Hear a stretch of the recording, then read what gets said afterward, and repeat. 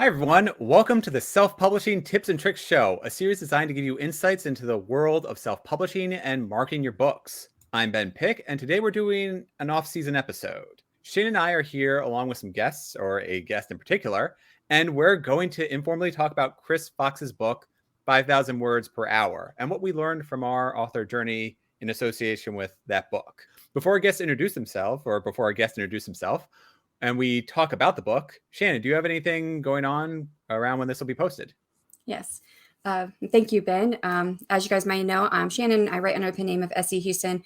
And we keep thinking of guests because we thought we might have some other people who will read with us today, but we have just the wonderful guest that we're going to let him introduce himself in just a moment. But April 15th is when this comes out. I have just sent off my first book of my next series to my beta readers, and it is Camp Nano. So I am trying to start the next book, and I'm hoping that by the 15th, I'll be in a good place with that book, because right now I'm having a hard time getting started. And I think it's because I'm still coming just off of finishing the last book. And I think there might be something set for taking some time off, which Chris actually does talk about not burning out in this book. So I think that's going to be important. Nice. And as for me, I don't have anything major going on. Obviously, I do have my weekly episodes of Writing to Write at 7 p.m. Eastern Time. I'll be approaching the end of my season, but it'll still be about 3 episodes off because I have something very big planned for that, and it's going to be a lot of fun. I'm going to be talking about creating the perfect hook and a wonderful example from an anime episode. I also, I'm working on my 3rd book right now, but that is a long way away, so I don't even think I'll get out to alpha readers by the time this goes up. And I can say thus far that Shannon, your book is wonderful. I'm 50 pages in for the beta read, so I'm really liking the read. And, oh, perfect. Hello. We do have another guest. We do have another guest. So you are just in time, but you're going to get bumped for 1 second. So Martin, can you give an introduction for yourself? My name is Martin Lejeune. I am one half of the author team Bradley Lejeune, responsible for the McMurdo Rift space opera series. And I'm very excited to be with you all to discuss this book. I believe it was Ben's pick. We talked about that in our writing sprints this morning. He was going to say, is this Ben's pick? It was. I mean, legit. I used this book. It was wonderful. And let's see. Martin, where can people find you? BradleyLejeune.com. Perfect. Natalie, how are you doing today? And what will you be up to at about the April 15th mark?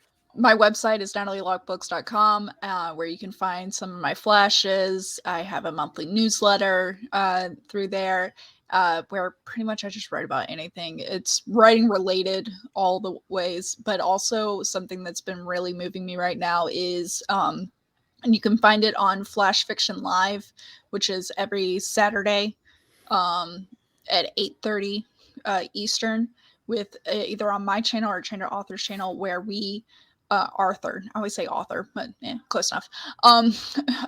Where we are not only editing our previous drafted flashes, but also having this random flashes. The fact that you can get inspiration from anywhere. So close your eyes and pull your hand in your junk drawer and see what you pull out and use that as inspiration. What dream did you have last night? Write about it. And even if you can't remember it, artistic license. So this inspiration anywhere type of pull. And that's what I've really been enjoying. And this is on your guys' YouTube channels, just to clarify for those who are not hearing us on YouTube. Yeah. Yep. But I do have on my website links to all my social media of Twitch, YouTube. And when I say Locke, by the way, that's with an E at the end. I almost said that too. Wonderful. Well, thank you. And now that we know about ourselves and our guests, let's talk about Chris Fox's book, 5,000 Words Per Hour, Write Faster, Write Smarter. As Martin mentioned, I was the one who picked this book for this season's topic, our off-season's topic. And I did that when I was just starting to get really ramped up for writing my 3rd book. And I noticed that I wasn't really writing as fast as I felt like I did during the previous 2 books that I wrote. I felt like I was kind of sluggish. Parts of it were really difficult to write and difficult to write consistently. And I kind of fell off, especially at the end of last year when I was trying to focus more on writing. I wasn't getting the word counts in. I wasn't writing consistently. and I felt like I was kind of failing in what I wanted to do. So that's why I chose the book. And I like to start with a part of an excerpt from the book. The fastest way to succeed as an author is to write more books. How do you do that with a day job, family, school, and all your other time commitments? The secret is efficiency. 5,000 words per hour will help you maximize your writing time by building effective habits that both measure and increase your writing speed. So that's a lot to unpack there, but essentially, if you write faster, you'll get more words down, you'll get more productive, and that will help you feel better about writing your story, and that will in turn sort of feed its own self in a way which makes you more excited to write. So do you guys think the book delivered on what promised, and what are your general thoughts about the book? Yeah, so I think the book was very straight to the point. And even in that last chapter where he talks about, where he said, I don't bring in a lot of my own story because that can make the book bigger. Some people look for that, but he wanted to be straight to the point, because how can you write faster if you can't get to the point of what you need on the information you need to be able to write faster? So I do think it was it delivered on what it promised. Maybe I would have hoped that there were other methods, because I don't think he gave a lot of different ideas. It was, here's what worked for me, here's the plan for this one method, basically. So, but yeah, I think it was really good to see another authors and writers their process. I read this about 6 years ago now, originally, and I'd read a couple of other similar books, like Monica Leonelli's got Write Faster, Write Better. She talks similar things about tracking with spreadsheets and using dictation. Basically, all of those combined were pretty much a game changer for me. From taking, oh yeah, I want to be a writer, I'll do that every 6 months, I guess, maybe, to books published with my name on now. And in part, it's through reading this book. It is quite streamlined, and there are bits it could go into more detail, but if it works for you, and it's not going to work for everyone, and some people are just going to be angry about it because it doesn't suggest sitting around procrastinating, thinking how special you are for your lovely writing.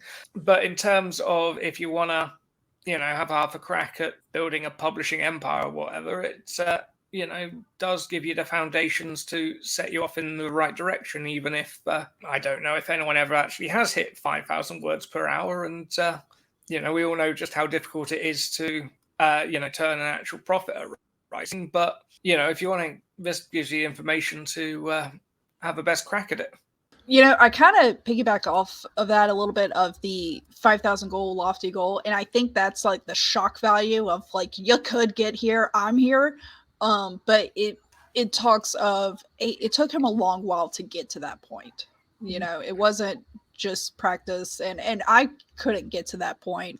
But I did like this idea of quality time, like not this focus of, I wrote this today, but I wrote this today and it only took me this amount of time. And it really helped me, because when I read this, it was, I want to say last year, I could be blurring it. I don't know when I read it, but when I thought about it, it was in between Flash Fiction February, which is where you do one flash a day. And then I did Camp Flash, which is tied to Camp NaNoWriMo, where I did one flash a day again. And I had the data here, but that's just because I'm a numbers person. I love numbers. I love tracking. And during those months, the month of February and the month of July, there's a huge difference in my data when I started to quantify not just the number of words I was going, but how long it took me to get those words. I did much better with Camp Flash than I did with Flash Fiction February. So much better. And I have a feeling it's because I was thinking about this and thinking about where I would look at the prompt for the flash and I just sit on it and then write it later in the day. And that's kind of what this book pushed me to do, is just like, it's okay to think for a while. You don't have to look and immediately start typing. Think over it, plan it out a little, I know some people found it odd that I would do an outline for a flash fiction. I mean, we're talking something in some circles, it's under 1,500 words. Others, it's under 1,000 words. But I also had 10 words that I was trying to include in the story, so it was more of snapshots of how to include those words. But it was giving that time was better because I was able to think over what am I going to write about, and my quality. I feel like I started calculating words per minute is what it came down to, even though I know he does words per hour, words per 5 minutes, but that's what worked for me. And I was able to fulfill my goal because my goal was to finish a flash instead of set a timer, because I don't like to finish something in the middle. I like to square it away. Though he did have an argument of, end it. That way you got something to look forward to the next time you write. Yeah. And I think that when he was talking about that, figure out how many words per hour you write, right? He's talked about starting at that 5-minute increment and then growing and going from there. And it's not something I've ever done, even though like on the Camp Nano website, it used to tell you your words per hour on there. But I think what he suggested makes a whole lot of sense, where if you make sure you turn off your Wi-Fi, you make sure you tell everybody around you, for this 1 hour, I'm going to be busy, do not interrupt. And he was all about, don't, have that time period, no interruptions, sit down and you only write, you don't edit or whatever. And then you track it. You track every single detail so you can see what you're doing and how much you're writing. And this isn't something that I've really put a lot of thought into. I just would write. But at the beginning of this year, for those who have listened to the podcast before, you'll know that I wanted to add more writing time back into my schedule. And I'm doing this by trying to write an average of 20 hours a week. And it's just an average, whether some weeks more, some weeks less. And so far I'm meeting that goal. And I have been tracking. I track it by when do I start writing? When do I stop writing? So I track the end and start time. I track what am I actually writing? So I'm already tracking. Is it draft or is it revision? Is it brainstorming, that kind of stuff? And then I also put what project I'm working on, which he had a spreadsheet link in the book that you could click on, and that's still viable, that had a lot of that same information. So I was like, oh, I'm on the right path. I'm doing this thing this year. So it was kind of cool seeing that. Yeah, that's incredible. 20 hours a week is not something that's easy to achieve. I manage maybe 4 hours on average per week. So that's 8 different 30-minute sprints that I just get down in the basement, close the door. My writing laptop doesn't have Wi-Fi on it, or I keep it in airplane mode. And I just, I write usually just before dinner, or on the weekends it's a little bit more flexible, but that's that 30-minute time period where I can know that I'm going to write.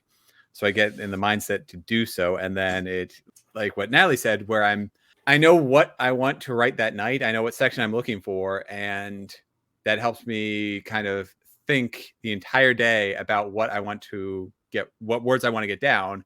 And then I just sort of take off from there. So I am very far away from that 5,000 mark, but I'm still averaging about 1,000 or 1,100. And that's, pretty good for me for a half-hour sprint. So now, do you dictate? Like he mentions dictating to increase word count if you don't type fast. Everyone says that. I'm typing reasonably fast. It's just the ideas don't flow faster than that for me.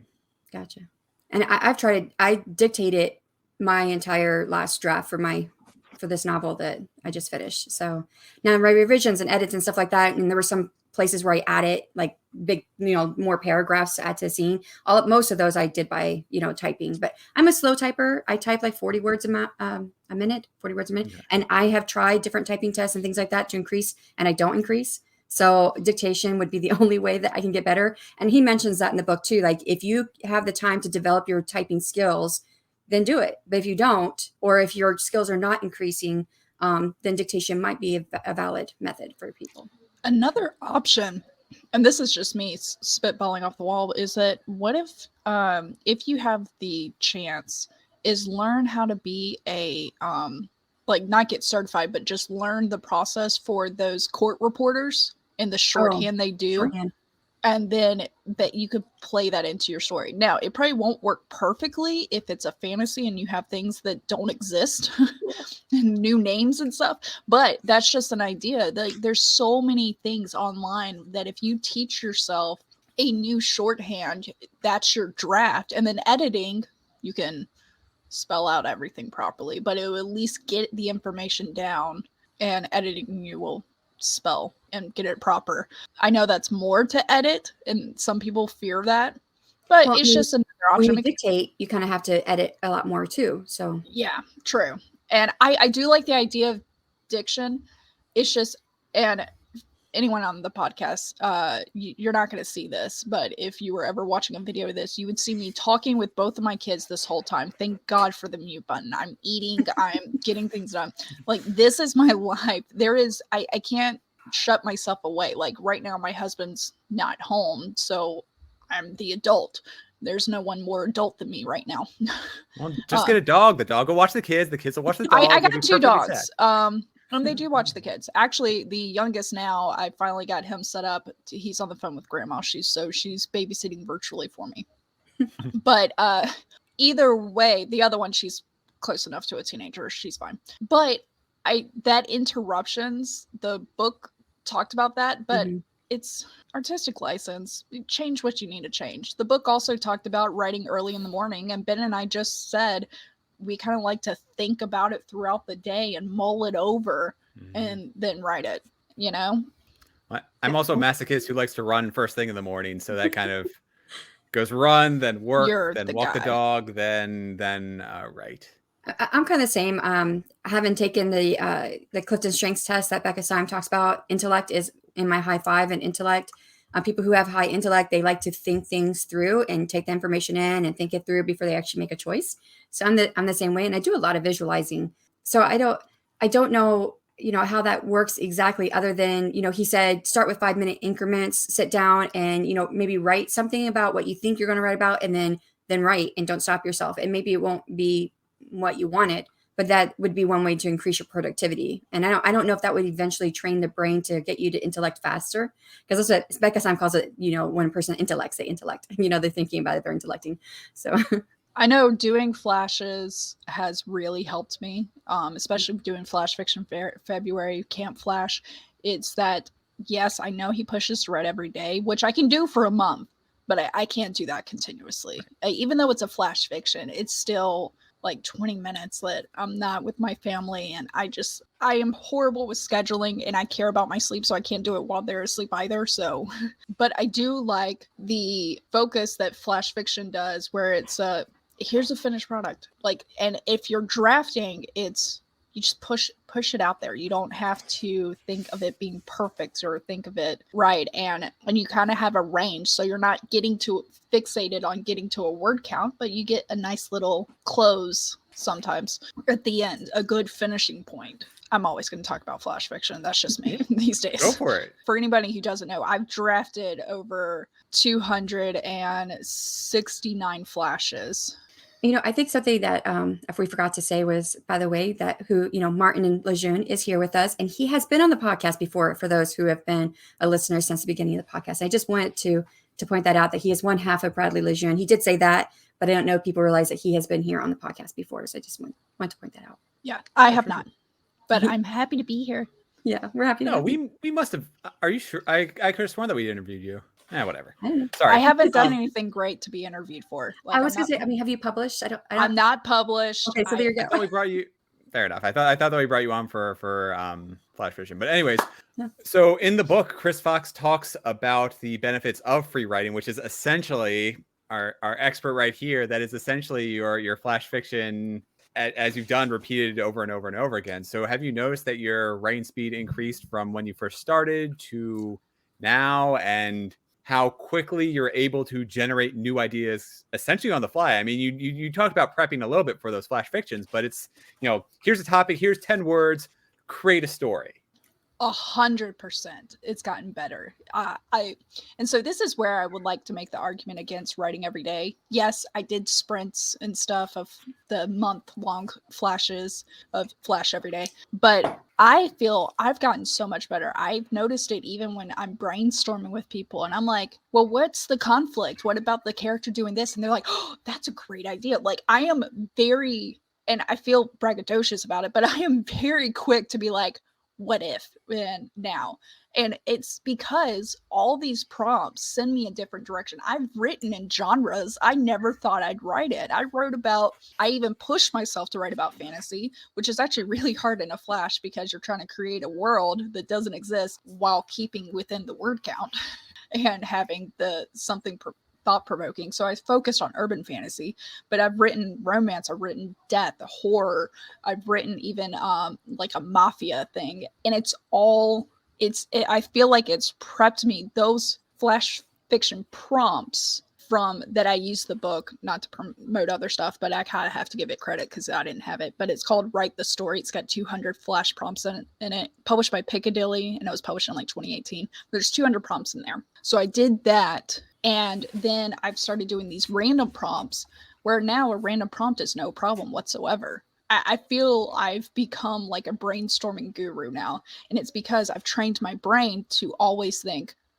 what if? Chris says write every day and stuff, and I'm like, you know what? Bodybuilders don't work out every day. You need rest. He did say something about taking a break though, because he burnt out, but he didn't go into detail what that meant. Like what kind of break did he take and what did that look like? He didn't say. Yeah, I took that to mean where if he, finished a book or something like that, he took some time off. Yeah. I mean, that's what I did. Which I don't like that idea. To me, that's a constant sprint. Like you can't go until this is done. And as authors, sometimes we don't know when it's done. So what do you think, Martin? How does it work for you? Are you able to just start writing, like he said, just sit down, just start writing, or how does it work for you? I tend to have really detailed outlines and then break that down into like a more detailed scene outline. When I am on a project, I do find generating ideas becomes much more self-generating and a lot less pulling teeth. But I find when I finish a project, I'm really bad at just going, oh, great, have 2 weeks off, and then it's 6 months later. And it's like, it's really difficult to write every day when you need an outline, and that can take, longer than a day. When I first read the book, I did sit down and I tried to write every day, and I tried to write free write, and I came up with some really, surrealistic ideas. I got to about 30 days in, and I had a job in Spain, so I had to go to an airport in London, which took about 4 hours, and then fly to Spain and whatnot. And I woke up the next day just going, I didn't write anything yesterday. I failed, and lamented to all my writer friends who were just in awe that I'd managed to keep the streak going as long as I had. But I'm like, no, I'm terrible at that. And they're just like, that's amazing you did it. I'm like, don't be ridiculous. I'm a failure. Which, of course, you're not, because I don't feel that you have to write every day to be a writer. I don't even think you have to write like every month to be a writer. That's what I feel. Yeah, I've heard of people who basically once a month they sequester themselves for a weekend and they just sit there and write. And then the rest of the month they aren't really doing any writing, like life gets in the way, work, whatever, family. All other writing distractions that are you living your life. And so, you write when you can. And yes, striving to write every day is a wonderful goal, but you shouldn't beat yourself up if you, miss one day, especially, or if you let that one day spiral out and do a couple of days, a week, whatever, take the time off you need to get back in that headspace. And then when you're ready, just go back to, I find a week is a much more reliable timescale. Rather than hit so many words a week rather than so many words a day. It just gives you so much more freedom to not write for a bit without the panic having to set in. But I love all the stuff about keeping data and tracking everything, because you figure out how long, how many words you get down in a minute. You figure out how many minutes you need to write 1,000 words. And I find I just sit there with a calculator going, well, if I have X sprints, then I can write Y words. If I have this long, I can write a book. And it's like, but that doesn't seem that long at all. And it just makes productivity so much more achievable. And I find it quite funny. People seem quite resistant to the idea of writing quickly. And it's not necessarily writing quickly as dedicating more time to it. I mean, the way I see it, you either dedicate more time to it or you learn how to write quicker. And both, are achievable to a certain extent. And if you do both, you will find your productivity skyrockets once you kind of know how long you need and you can plan it. But I was writing this book, actually, he said, holding up the McMurdo Triangle, book 2 of the McMurdo Rift series. I knocked that out in about 4 weeks. Then book 3, I picked up a couple of weeks later and was having some health issues. And I spent about probably 8 or 10 weeks on that one because of that. It was so much harder because you're suddenly, you're not thinking what you were writing 2 days ago. You're thinking what you were writing weeks ago. You've completely forgotten. It's so much easier to stay on top of your story if you're moving quickly. I like to piggyback off of what Martin said when he said there's this idea of negativity attached to writing fast. This is something that Chris Fox did talk about, and I actually pulled this out to read it because I think this is so important. It put it into words that I had never thought of how to do it before, which is, he says, writing fast is not bad. The faster you crank out words, the more times you can iterate. Each iteration teaches you something new about writing, and you will improve far, far more quickly than the guy who tinkers with every word and only cranks out a novel once every 3 years. Writing quickly and completing projects teaches you parts of the craft that can only be learned through experience. Right. And I thought that was interesting. And I'm definitely guilty of that, cranking one book out every 3 years or something along those lines, because my first book took me 10 years. My second book took me like 3. I'm trying to get this next one out in maybe 1 year if I can. I'm nowhere near the 4-month turnaround that Martin has achieved, which is fantastic. Yeah, bravo on that. I'm at fast draft and now I'm editing, but like life happens, it's fine. And yeah, I know for me, when it comes to scheduling expectations, so when I set my monthly like budget for money and stuff, my budget is based off if every bill was the highest that it's ever been. Whereas on my writing estimation, I am estimating 3 times what I expect it will take. I'm giving myself a lot of leeway there because I get interrupted. I got kids, I got animals, I got a full-time job outside of writing and such. I need sleep. I get sick, all these other things. I think it was Dean Wesley Smith who talked about when drugstores in the 1960s started selling paperbacks on carousels. It changed the industry entirely because before then it was all about story magazines, and authors would sell as many short stories to as many publications as they can. You get authors like Robert Heinlein just cranking out these pulp stories, getting paid per word, and suddenly publishers are wanting everyone to publish novels, and they don't want the authors competing with themselves. They only want them putting out 1 novel a year. You get this idea that if you're doing more than that, you're being crass and you're being cheap and you're being low quality, when actually the tradition before that was write as much as you can as quickly as you can. And one can't make the argument that not all of that was crap, but the idea that it all is equally flawed. Yeah. Yeah, I mean, Stephen King goes away for a weekend and comes back with a 60, 100,000 word book. So, I do think there's something to be said, though, that as you become more experienced, like Natalie said with her flash fiction, that it's really helped. She's gotten faster and faster with it. So I think that the more you do, the more you become experienced, the more you're going to complete, the faster you can complete. So, which is something to be said to trying to write more consistently, if not every day, but, try to be more consistent writing so that you can get better.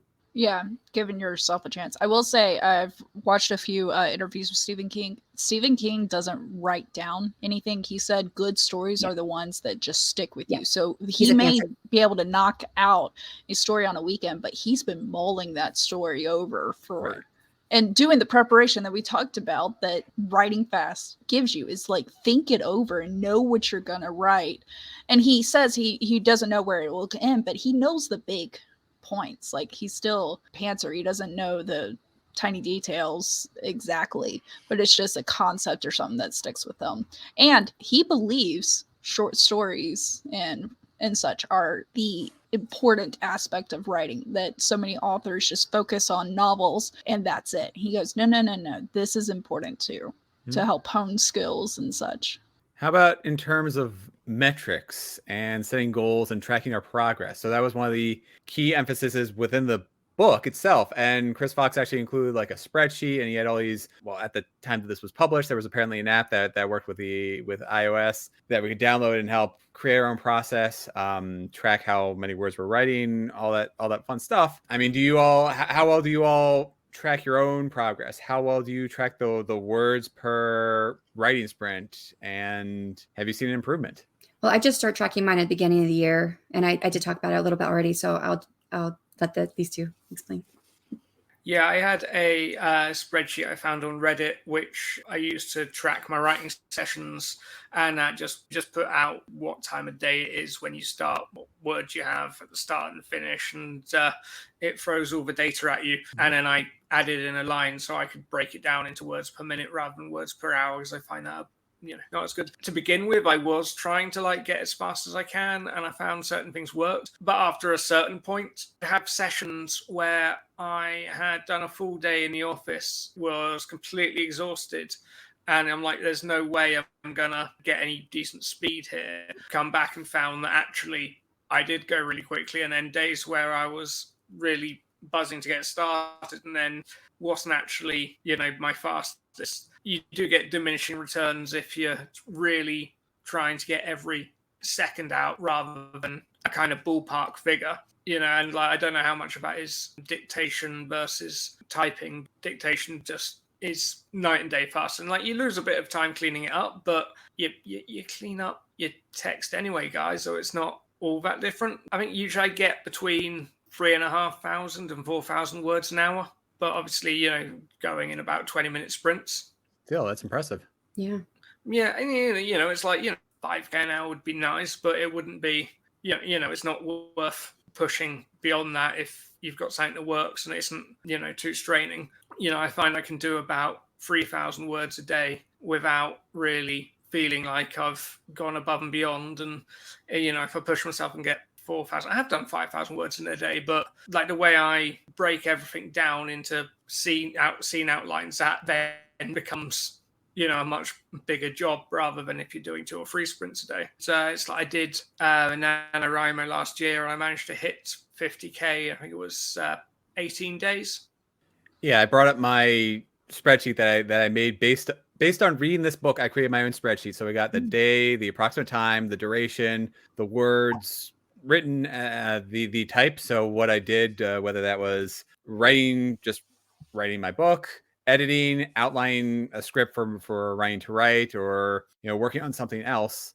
And then I include here my well-being, as well as general notes and words per hour and all that other stuff. But the well-being one is really important because if I put down tired, I can see a direct decrease in the number of words per hour. So I can see really well, one, how much time I'm devoting to writing, and two, how well it's actually working. I strongly recommend getting and tracking your own details and figuring out what works best for you. Because I can see, if I write at different times, I can see exactly whether that goes up or down. I can see, everything. And obviously I can't always write, during the middle of the day on the afternoon. I usually do that on a Saturday. So it might also be the fact that I'm more relaxed and I'm just ready to write, as opposed to writing before dinner, where I'm I have 30 minutes. That's all I get, and I gotta just write, and so whatever happens. So I can sort of see a different amount of words per hour based on day, based on time of the day, and whether or not I'm successful in meeting those goals. So, yeah, everyone's already stated the importance of tracking your data. My first data was really just me being curious, because I had a story that was stuck in my head for 5 years, and in 28 days I wrote over 67,000 words to complete it. And since then I've edited it 3 or 4 times, still not published ready.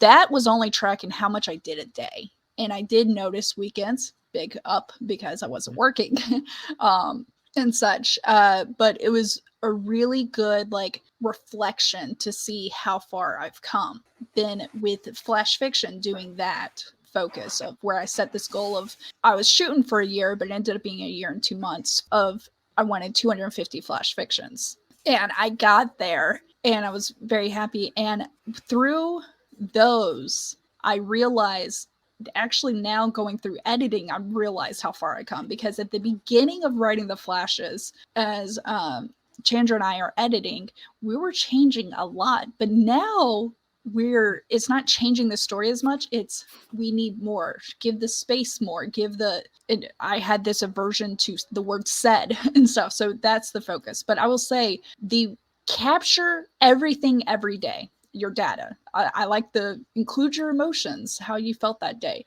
include the time, the words, but don't look at the data every day. Just like getting on a scale, don't look at it every day, but review back maybe a month or a week at a time, no less than a week at a time. But that will give you your track record and you'll see improvement, and that will make you feel better as well, as long as you don't analyze it every day.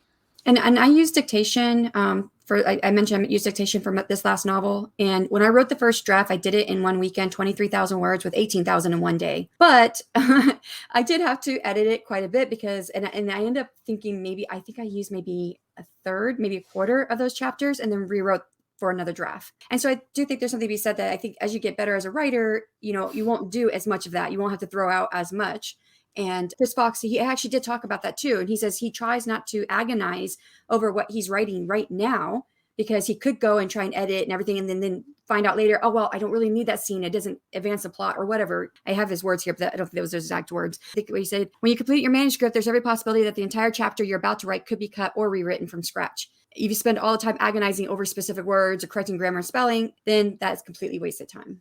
When I was pregnant with my daughter, my husband and I got into a fight of whether she would buy her first car or not. I was pregnant. We didn't know whether she was going to be a girl or a boy when she was born.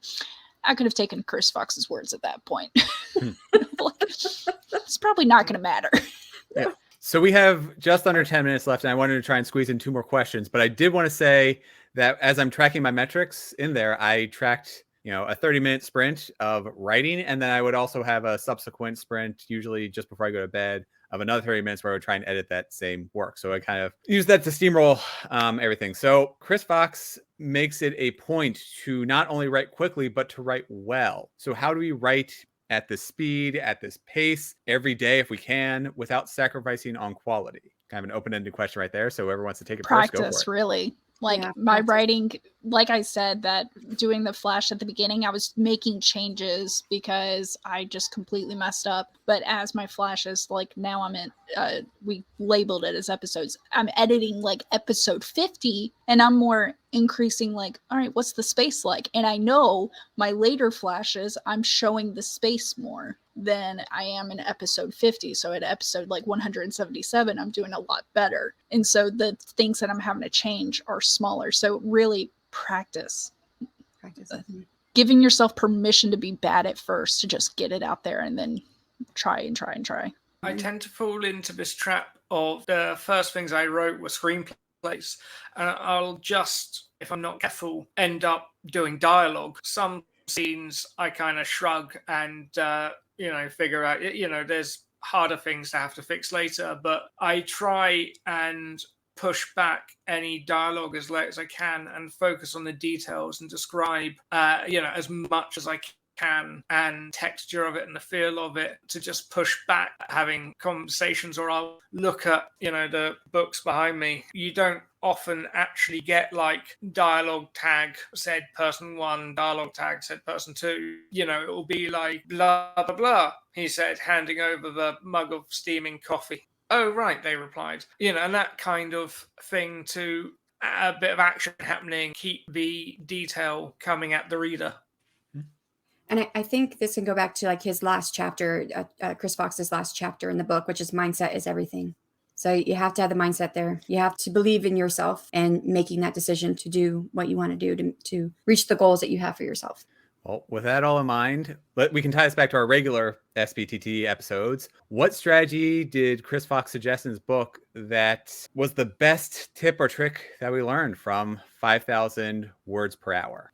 For me, it was the key to tracking everything. And so it's not like I learned it brand new, but it reinforced that what I started doing for myself was on the right track. Dictation, and just realizing that I can have a bit of an easy ride if I put the practice in and get the techniques down. Initially I was terrible at spelling, and anything I wrote, that was always called out from. And my first thought was, oh yeah, if I can do this, I'll never have to worry about that again. Which turned out not to be the point, to be the case. For me, I really liked where he's start small, bite-sized pieces. And I feel like by getting better there, you can expand it more. And especially being a flash fiction writer, I like small, contained, and it's easy to fine-tune that before expanding which is probably why I'm enjoying my flashes more than the 2 manuscripts I wrote. Well, you all took or put down wonderful answers and kind of stole my thunder, because metrics are important. Having that sanctuary is important. Writing every day, or at least trying to, is important. But I would say, honestly, the biggest difference between me as a writer now and 5 years ago is finding supportive friends. Because, I had metrics. I didn't really track anything, 5 years ago. But having just a core group like you all keeps me honest, keeps me wanting to write, and keeps me wanting to be consistent, so that I can have something to somebody to look up to, and to say, Martin is writing 3,000 words per day, and I want to strive to be like that. I want to hold myself up to the same standards as other writers in this community. And so I want to just thank all of you, because, like I said, that's the biggest difference between me 5 years ago, who didn't really know too many author friends, and now. I was really surprised looking back through the book. They talk about having a community and having the social aspect, which, I don't think you really got streaming prints like you do now. When this book was published, there's an entire spreadsheet of all the sprints that are going on at any day. And talking about the sprints on YouTube. You just need to go to Shanon's channel. Just having, like Ben says, having someone else doing it, not get competitive with, but are in the trenches with you, and it's not just you doing that is beyond motivating. It really is. Camaraderie. Yep. Exactly. Well, I want to say thank you to our wonderful guests, Natalie and Martin, and Shanon, obviously, as well. This was great to talk about, great to share our thoughts on this how-to book for writing, or how to improve our writing speeds. This was a wonderful chat, and I'm really glad that I got to get all of your insights about a book that we all sort of read and collaborated on our thoughts about. We had nothing to do with the book itself. Sorry, I didn't want to use collaborate, but we shared our thoughts on the book, and we talked about how it helped us improve our writing. So links to all of our guests are in the show notes for the podcast and in the description box for YouTube. Also, you'll find the link to Chris Fox's newsletter. If you sign up there, you can get a free copy of the book we talked about today. And thank you so much to our listeners and viewers. We should have one more, if not two more, off-season episodes between season 3 of the podcast, which starts July 1st. And goodbye for now. Bye.